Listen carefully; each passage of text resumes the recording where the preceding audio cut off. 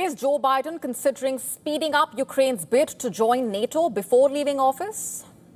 As Ukraine expresses frustration over the uncertainty in the US over whether Kyiv can actually use Western missiles, and as its troops continue to suffer losses on the battlefield with Russian forces making relentless advances, is the NATO membership for Ukraine the only viable strategy? After 2 years of the war between Russia and Ukraine, is Ukraine's NATO membership still a realistic possibility? I'm asking that question because according to a report in the Financial Times, Western officials are suggesting that US President Joe Biden may be willing to expedite Ukraine's application for NATO membership before he leaves office in January 2025. You see, Biden is expected to lead a meeting between Ukraine and its allies. This is in Germany on the 12th of October. And this information has emerged following discussions between Zelensky and Biden that took place in the United States. The report in the Financial Times states, and I'm quoting, a Western official briefed on Zelensky's talks in Washington said there were tentative signs that Biden might agree to advance the status of Ukraine's NATO membership bid before he actually leaves office in January. Although the specifics of this advancement are not quite clear, if this development is indeed true, it would be huge. You see, while the US publicly supports Ukraine's NATO membership, it has so far resisted active steps to bring Ukraine closer, such as inviting Ukraine to join the alliance. Remember, the NATO membership remains a key goal for Ukraine, but very few of the military alliance's 32 members actually believe that it is possible. That is without a full lasting ceasefire and a clear line on the map defining how much of Ukraine's territory is covered by NATO's mutual defense clause. Some within the White House have reportedly even suggested the West German model of NATO membership for Ukraine. It lasted for over 3 decades before the fall of the Berlin Wall. As per reports, there is an acknowledgement of the fact that the current model of support for Ukraine is not working. And NATO cannot continue to support Ukraine forever.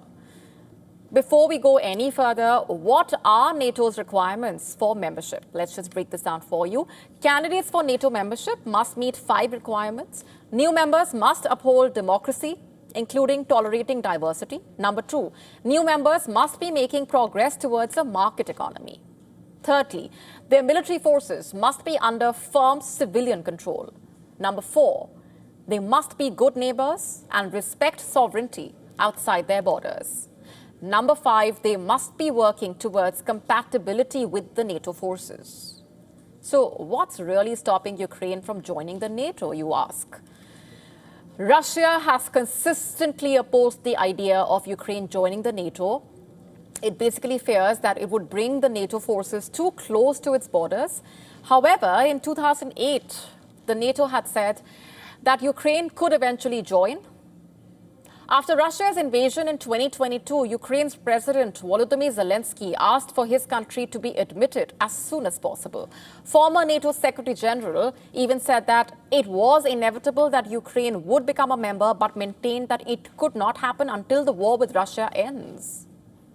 Since July last year, the US-led Ukraine Defense Contact Group has been coordinating efforts to give Ukraine weapons and training in order to defend itself against Russia.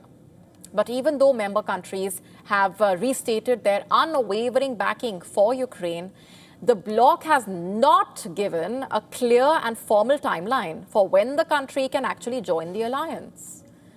The new NATO Secretary General has said that he would be seeking to fulfill NATO's commitments to Ukraine, including the irreversibility of its path to NATO membership. But US President Joe Biden has also stated that peace in Ukraine meant ensuring that Russia could never occupy Ukraine and that NATO membership was not necessary for this. The current situation on the battlefield is dire. Soldiers are reporting that they are fighting Russian troops with one hand tied behind their backs. There is little hope among the troops regarding their objectives, and they are pessimistic about their aim of restoring full territorial integrity. Some soldiers at the front are expressing a desire for talks with Russia to end the war, fearing the prospect of a forever war. You see, Ukraine is facing what may be its darkest moment of the war so far. It is losing on the battlefield in the east of the country, with Russian forces advancing relentlessly. The country is struggling to restore its depleted ranks with motivated and well-trained soldiers, while an arbitrary military mobilization system is causing real social tension. Not just that, Ukraine is facing the prospect of severe power and heating outages during the coming winter. In short, the war-battered country is exhausted. Is ceasefire possible for Ukraine anytime soon? Can a ceasefire come without any compromise?